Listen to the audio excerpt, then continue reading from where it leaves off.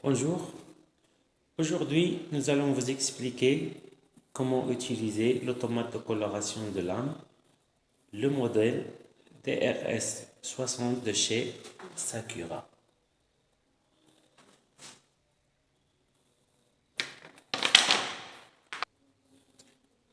Ce modèle contient 18 bacs d'une capacité de seulement 600 cm3.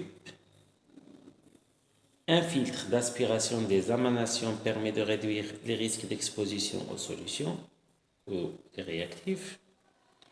2 stations de lavage ou des réservoirs d'eau qui permettent un lavage alterné pour un meilleur résultat. Une station four de déparaffinage pour un gain de temps, ainsi que la capacité du panier est de 60 lames. Maintenant, on va voir la préparation ou comment se partagent les solutions ainsi que le remplissage des bacs. Comme nous l'avons expliqué, l'appareil contient 18 bacs. La solution répartie en 3 plateaux en inox. Le A, le B et le C. Le plateau A contient les solutions pour le déparaffinage. Voilà. Le plateau B contient les solutions pour la déshydratation et la clarification. Voilà. Et le plateau C contient des solutions de coloration. Maintenant, on va voir comment utiliser notre appareil ou le DRS60. La première étape, on doit s'assurer que le robinet d'eau de la machine est ouvert.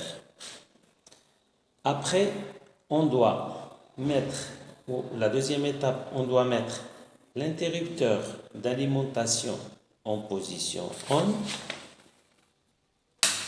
Voilà.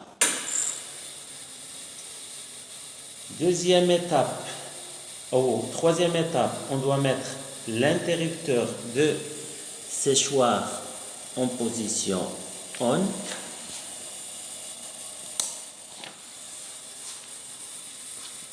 Quatrième étape, on doit mettre l'interrupteur de l'aspiration en position on. Une fois notre appareil est allumé, notre écran ou notre afficheur affiche le message suivant que l'appareil est mis en attente de stand-by. Notre tableau de commande se présente comme suit. Nous avons les touches, nous avons en gauche ou à la gauche de notre tableau de commande les touches de déplacement.